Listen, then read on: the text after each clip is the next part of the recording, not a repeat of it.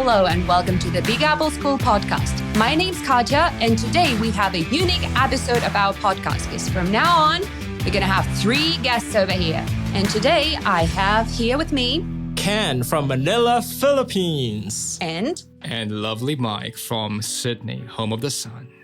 And today we're going to be talking about quite, an interesting topic, which is alcohol. To drink or not to drink. Woohoo!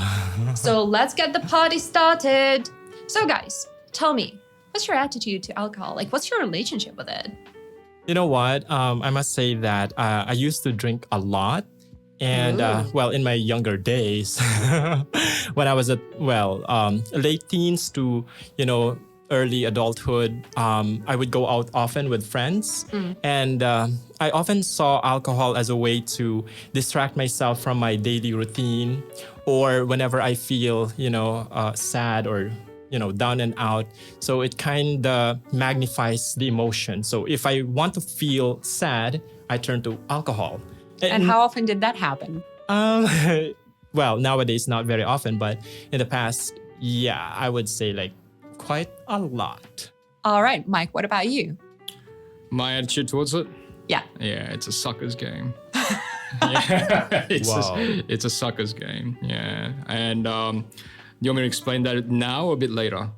Oh, go for it, please. Okay, so I started doing, it's like any teenager growing up in Sydney. We all start doing all the bad things when we're about 15. Yeah, 15 Sounds about right. 15 is about the magic age when you start getting into alcohol, drugs, sex, right? These 3 things, right? So basically, that's when you get into the naughty stuff, right? And by the time you're in your 30s, you should sort of start, phasing yourself out of it. Mm-hmm. Yeah, so it certainly happened for me a little bit earlier with alcohol, right? So roughly about 26, 27. Yeah. All right. Yeah, so it's been about 10 years, for me, since I've pretty much went sober. Yeah, so I don't drink it, and that all came from the realization that alcohol essentially is poison.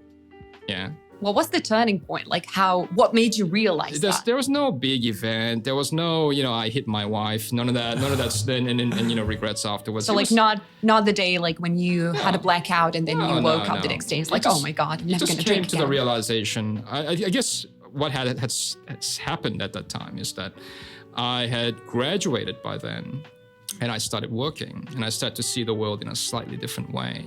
Yeah. Basically, what I realized is that, what is alcohol? What is it? What actually is that? Well, that is a drink that contains, what is it, ethanol? It's liquid, right? It is liquid. Yeah, yes. It is. Well, it can be liquid or gas. Yeah, but okay, it can be liquid. Yes. It can be in, in the form of jelly beans. Right. Yeah. So it can be altered into different shapes and forms. Exactly. Right. And however, basically, it's poison. It's stuff that we use to actually clean biological things off surfaces. It's actually cleaners that we use, right? That's at 100% dose, right? We're talking about. So we use it to clean surgical tools with it. Yeah.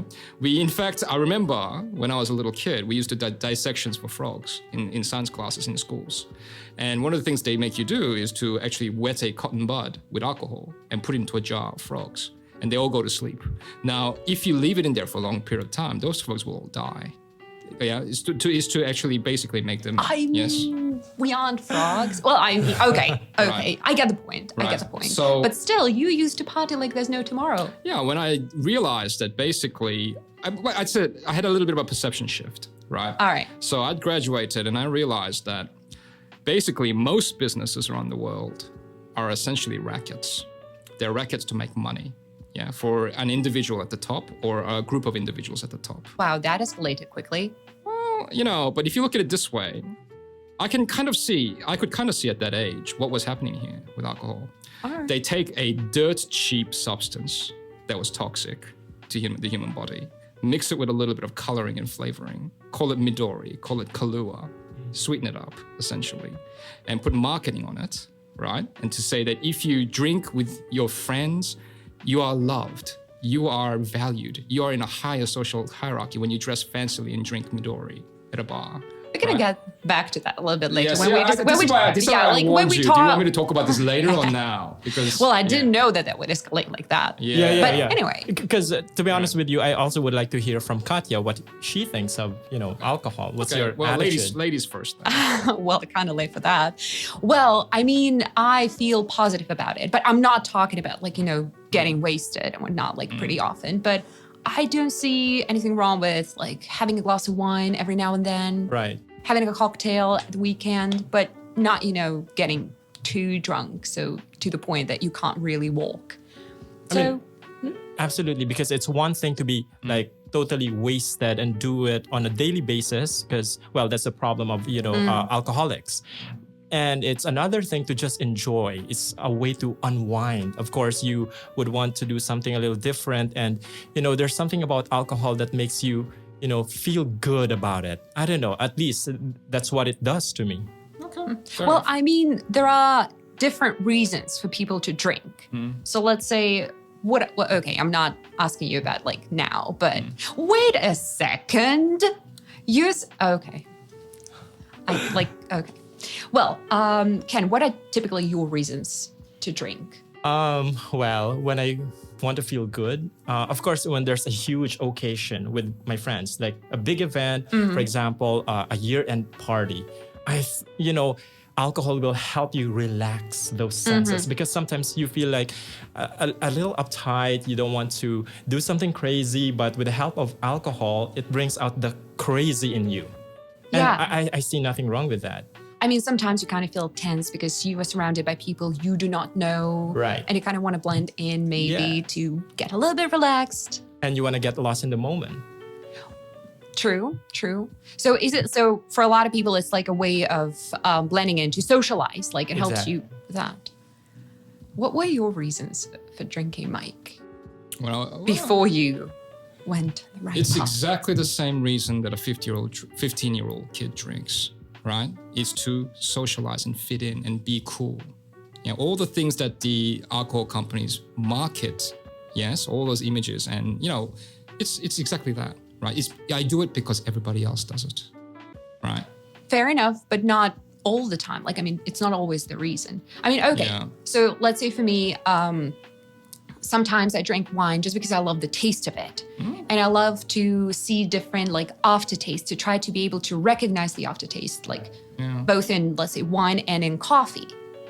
So for me, it's just a way to maybe broaden my horizons about the world, to see how wine from New Zealand is different from wine, from Provence. And besides, I think everybody knows here that some great writers, they drink when they write because there's something about alcohol that somehow opens their mind. I don't know. You've heard of some writers who drink.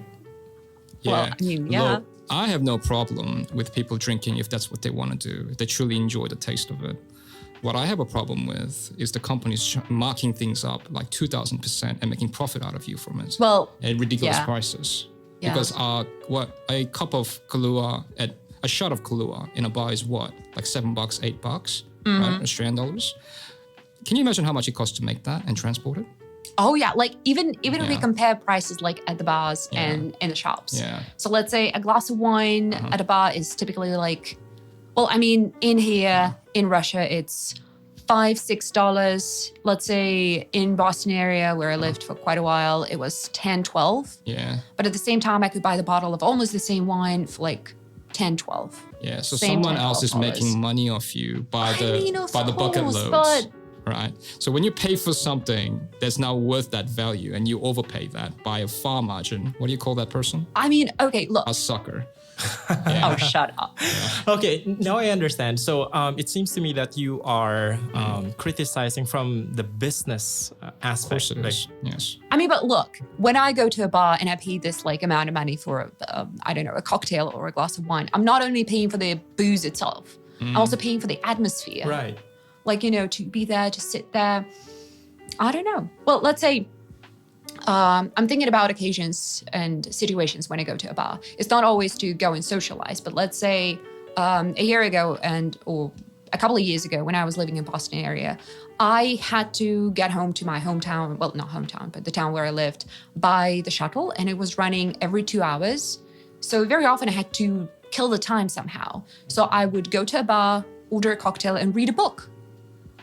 Which, I don't know, may sound a little bit weird. Speaking of which, so we just want to clarify that people don't drink just because they want to be, with company or to fit in. No, because you can also drink, alone, which I would do occasionally. Sure. Yeah, but I'm not going to look at it from a minimalist. I'm going to offer a counter to that from a minimalist point of view, right? In minimalism, we address needs before desires, right? So if you're after being sociable with people, socializing with people, if that's what you need, do you need alcohol in a bar to do that? I have, on the one hand, no, you don't, because you can have fun without any kind of a substance. On the other hand, I used to have this saying, there's no fun story that ever started with a salad. I like that. I agree with that. Yeah, that's very nice. If you have a story, a great fun story that started with a salad, let me know. Okay. No, fair enough. But I also, I would propose the question, when you say you want to socialize, do you want to socialize with a group of people or maybe 2 or 3 people or maybe just one person? Maybe you're asking yourself that, because by nature, going to a bar means you're socializing with a lot of people, sharing the same space with a lot of people at one time. Fair enough. Is that what you need when it comes to socializing? I mean... Or do you need something more smaller and intimate? Again, that depends on the situation. But I think that if I want to socialize and spend time with one particular person, I would not go to, a huge bar where I know there are going to be a lot of people, but would probably go either to a quiet place or just spend some evening at home. So usually it's either a group of people, like 3 or 4 people, or just some kind of a party or whatever. Right. All I'm saying is that if you don't figure out what you need, the world will tell you what you should want. They will tell As you. It always has. Yeah, they will tell you in order to socialize, you want to go to a bar, you want to pay $7 for drinks, and you want to be drunk, and you want to tell stories, and you want to dance. But the question is, do you need that? Right? How do you entertain yourself with this philosophy? Oh, I entertain myself very well, as you know, right? I've had a terrific time here. Yeah. Remember, the mission here was to find the culture of this place, right? The art, the architecture, what happened to the history here after the fall of the SSSR. Okay. Right? And that's how I entertain myself. I sit down with people, I hear their stories, right?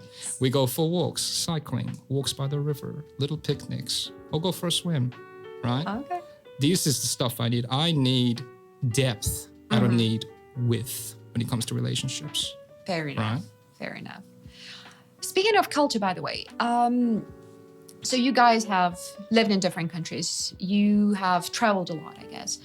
So have you noticed the difference in the drinking culture in different countries? Like, what about, let's say, Australia, the Philippines, and Russia? How's that different?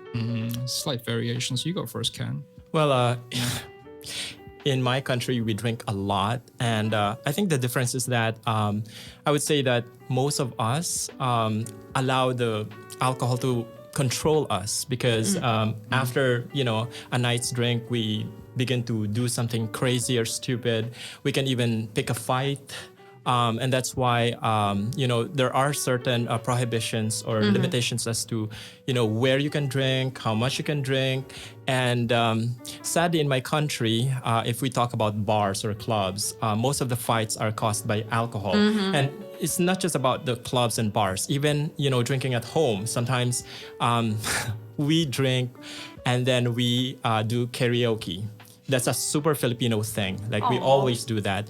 And it can be a little annoying for the neighbors because, for example, it can last till midnight or even beyond that. And they don't even care about their neighbors. So you see, we even have a law that prohibits people from, doing karaoke and drinking beyond 12. Although, of course, people, somehow they're able to find their way out because they don't really complain because the thing is there's a penalty and you only have to pay how much, like 5 pesos. I don't know how much that is in US dollars, but it's just a very small fine. So people just don't care, like, oh, who cares It's about the fines? negligible. We can afford doing that. Wait, you mentioned limitations too. Do you have any limitations on what time of the day you can buy alcohol? Well, when it comes to the time, actually, no. I mean, part of the day, no. We don't have such a rule like in Kazakhstan. What time is that? Or maybe here in Russia, like some supermarkets are not allowed to sell alcohol beyond 10 o'clock. Yeah, if I'm not mistaken. I think it's we like don't that. have such a thing. All right. Actually, like the laws about the time differ depending on the region in Russia. Because in my home region, you can only buy alcohol from 2 p.m. to 8 p.m. And at first, they thought that would, be of good and bring good and people would drink less. But no, because people think like, okay, we can only buy alcohol from 2 to 8. What if we want some alcohol after? And they like they buy more beforehand and then they drink it all anyway. And like, that's like a vicious cycle. But there are also 24/7 services here. When you call certain numbers, some guy will come up and then drop you the alcohol. I've seen that as well. They are said to exist. Yes. Yeah, said to exist. Right. So, what about drinking culture in Australia? Yeah. Well, how do I say this? The drinking culture in Australia still persists very strong. Yeah. However, what was sort of revolutionary, this happened about, let's say 4 years ago. Sydney instituted what's called lockout laws. So there are lockdown in quarantine, right? What these things are called lockout laws, right? Which means that by certain time, I believe it's about 2 a.m. or 1 a.m., all pubs and clubs have to close. 2 a.m. Yeah, something like this, yeah. So you have to leave the premise and they have to shut down, right? What did it used to be? It used to be all night, as long as you want. I think there was a little bit of a period between 5 to 6 in the morning where you had to close. But they basically said you can't operate a business after 1 a.m. or 2 a.m. Okay. Right? So what that caused is a lot of these hospitality industries to essentially go broke. And they obviously protested and whatnot. And this was to obviously stop things like alcohol-incurred violence and misdemeanors. Because if you look at well-ordered societies, right?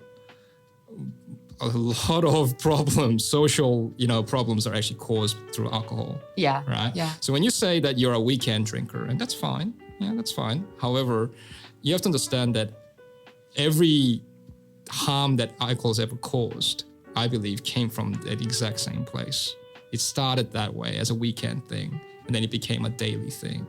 And then it went from let's have a fun thing to let's punch my wife thing. Right?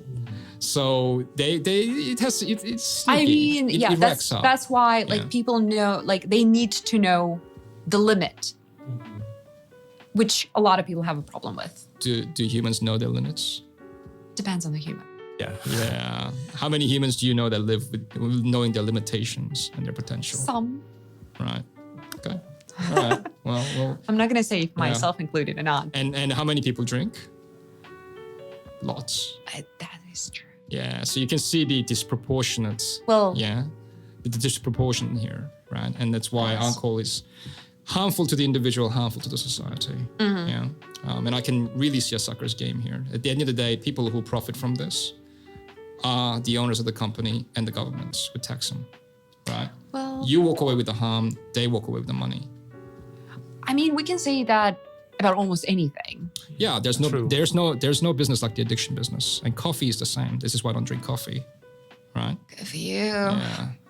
Coffeeholic here. Yeah, there's a reason for that, right? So there is no business like the addiction business. Full stop, right? True. The money's in the comeback. Yeah. So, and what about alcohol tolerance?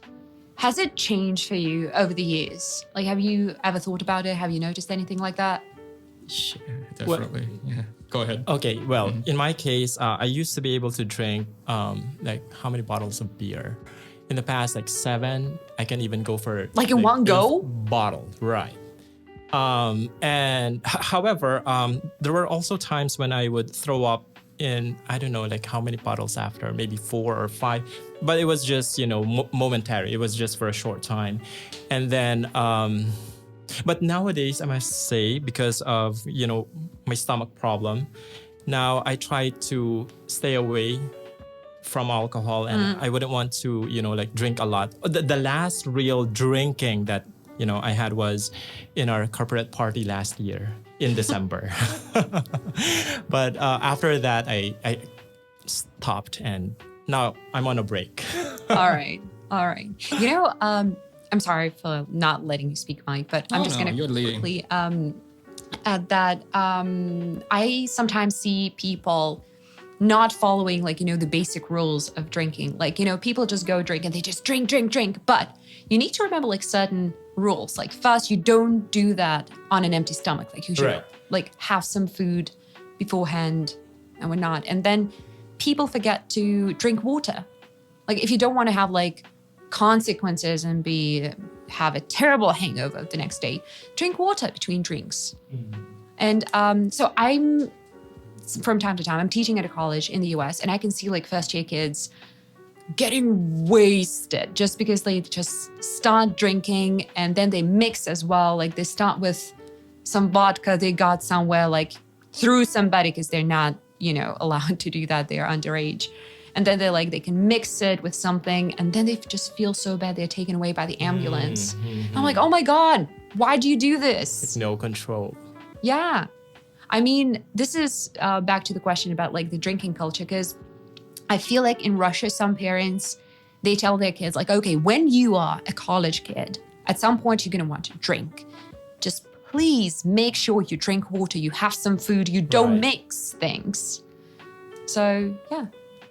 Otherwise, they'll end up badly. I read a statistic recently that that most sexual assault crimes on campus that happen at colleges in the United States, most of them, alcohol is almost always involved, no matter what. I mean, a lot of crimes, just as you mentioned, just like several minutes ago, a lot of crimes happen because of the alcohol. But still, that doesn't mean that it's, you know, the only evil. Like, yeah, exactly. Because you've got drugs. We've got a lot of things out there, like a lot of factors. Yeah, but it's like gun control, isn't it? I mean, you got evil people everywhere. But if you give them the means to harm other people by giving them guns, that itself is a problem, right? So if you got issues, you want to vent out at the world, but then I give you the tools to do that, called alcohol, right? I mean, John was saying this the other day, right? And in a podcast, he told me, you know, a long time ago when they used to fight battles, about 200 years ago, they used to line people up and they used to march towards each other with muskets. Oh, yeah. And they would march into cannon fire and bullets. Yeah. Right? That sounds crazy, right? Today. So if I told you, get a gun and march towards a hail of bullets and cannon fire. Oh, hell no. Yeah, but do you know how they made guys do that? Was it rum? Rum. I remember listening to that podcast, Yeah. Right? So it was a tool. Alcohol has always been a tool, right? I mean, if not that, there's going to be another tool, but still. Anyway, you were going to say something about tolerance. Oh, my tolerance to alcohol is next to nothing now.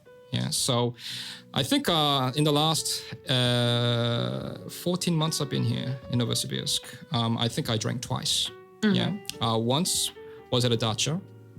This old man with one eye made his homemade kvass. And he gave me a cup. Wait, 1 second. Is that considered alcohol? Well, I mean, because of the fermentation, like it has a trust very... me, this guy was an alcoholic. There's no way he's gonna make something that's not alcoholic, right? So he had two buckets. One was his toilet for the urine. Next to it was his kvass bucket, fermentation bucket. What kind of place was that? It was a dacha near Moscow, right? So he gave me a cup of kvass, right? And it was in a dirty cup, and I drank this thing and I smiled and went, yeah, great, harasho, right? Oh, it does not sound. No, it's just to be polite, right? However, it didn't taste too bad, but it wasn't great. But I didn't get drunk off this because the alcohol was very low in this thing, right? So that was once, right? Strike one. The second time I drank was at Lenina, actually, right? And it was a half a shot of tequila, right? And I couldn't finish the thing. Couldn't do it. Half a shot. Half a shot. That was it. Just half a shot, and I just went, no, I'm not doing it. That's it. What do you think is the reason for the alcohol tolerance changing so much? The truth is, well, your body habituates to it, I guess. But the truth is, at the end of the day, everyone's allergic to alcohol. That's why you get drunk. Because you get intoxicated. Yeah. Alcohol is not a substance that occurs in your body. That's why it itself is toxic, because it doesn't occur naturally in your body. Yeah, your body does everything to fight it, actually, right? It goes straight through what's called the blood-brain barrier and goes straight into your brain, right?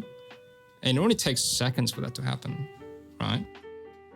I have a question for you Right.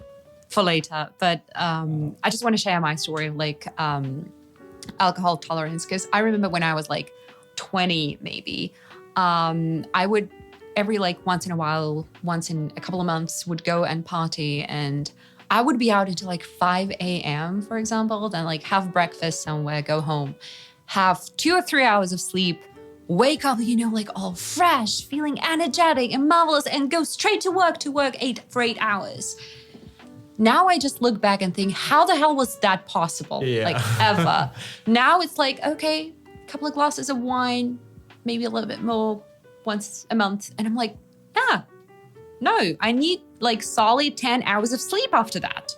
Kate, you're getting old. Ha ha ha. I refuse to believe that. Signs of aging. I mean, but kidding, I'm it has to be connected with something like that. I mean, because I cannot even think about like going out until 5 a.m. right now. I'm like, no, I need my sleep, and it needs to be a day off the next day. Like drinking a day before working day, no. Okay, so I've got the opposite proposition for you. Okay, so what happens if I removed alcohol from your life completely?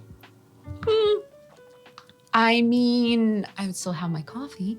I mean, I think I would just miss some drinks. I mean, not in terms of like alcohol, but I would replace it with something like lemonades, as I did. So for about like several months, I wasn't allowed to drink, but I still wanted something sweetish. I wanted different flavors. Sorry, let's go back one. You weren't allowed to drink.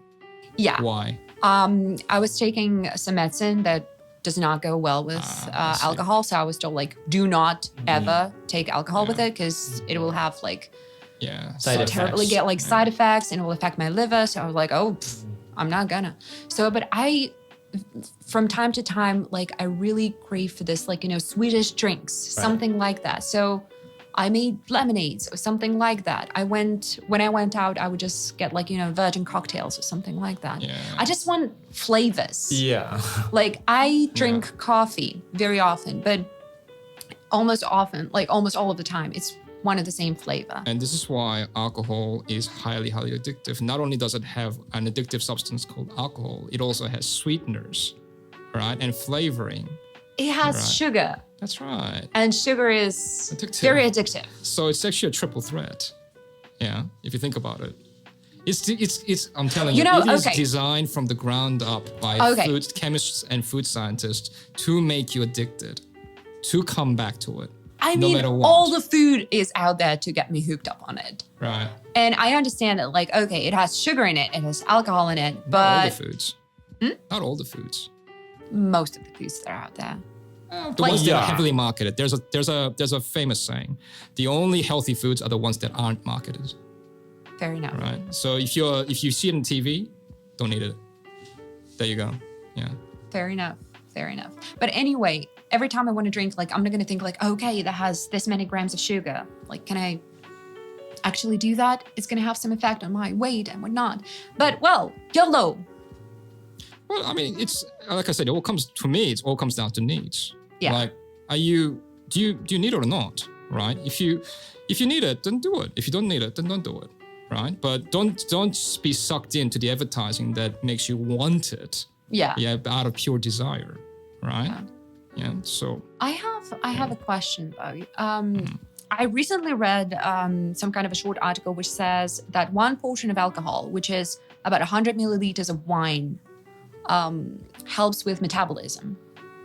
How's that? I mean, like, because you're saying that it's like, I mean, we understand that it is poison, like it gets you intoxicated, but how does that work? Look, that myth came out when I was a little kid, right? And what about some French people did some research on it and said that because French people drink a little port or something, cup of port every day, that, look, the jury's out on that.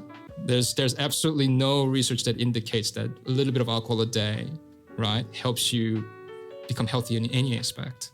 I mean, I heard two... Yeah, some say it's the grape that's in the thing. Some say it's it's the other substances that help you and allow you to become more healthier. But who knows, right? I mean, that's like one little urban myth that came from one research. That's not enough to justify an entire broad spectrum of human conditions. So you don't believe in that? And anatomy. Not of one research. If you were to do maybe a long-term study, So anything to do with addiction, whether it be cigarettes or alcohol or whatever, you have to do a research for a long time. 20, 30, 40, 50-year research, right? To actually get the jury out on this. And that's how they did it with cigarettes, right? They basically followed the history of people for decades before they arrived at the conclusion that cigarettes were harmful. Before, it was not harmful. It was not considered harmful. Yeah, doctors said smoke if you want, right? But of course, the research completely showed otherwise. Now, there hasn't been a similar thing done with wine, right? Simply probably because there's no money in it doing the research. Mike, I'm just curious. So, you're not saying that we should totally, stop making alcohol or drinking alcohol. You're not saying that. That's not what I'm saying. I'm saying know what you're getting into. Okay. Know that you're getting into a game set up by certain people to make money off you. Yeah. So you are left with the harm. They go away. They run off with the profits. If you think that way, then you realize, then that's the realization I had when I was in my 20s, is exactly the world is set up to be like that, right? They tell us things without asking us to question it, right? Yeah. But if you question it, you'll begin to start making different behaviors because you realize that you're being ripped. Yeah, essentially.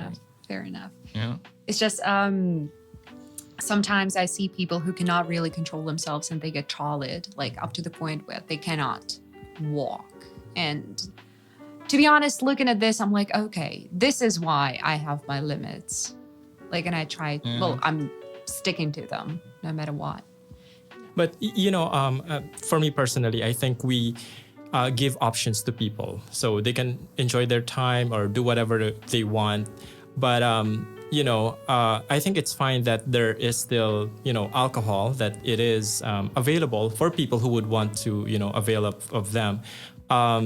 So I don't think it's a totally, negative thing that we have, alcohol in the same way that we have cigarettes or, other forms of vices. So they're just there. And we leave it up to the person on how he or she will control himself such that, it will not really ruin his or her life. Yeah. Is there a compensatory for alcohol? So, for example, heroin addicts can take methadone. Cigarette addicts can vape. Is there a similar thing available for alcoholics? Do you guys know?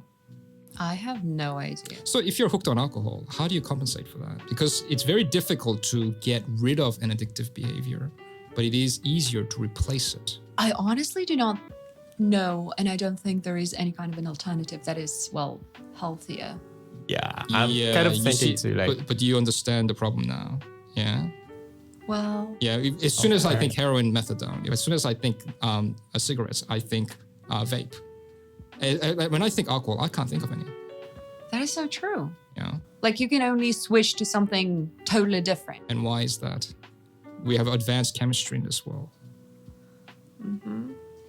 Maybe it's yet to be made in the future, sometime later.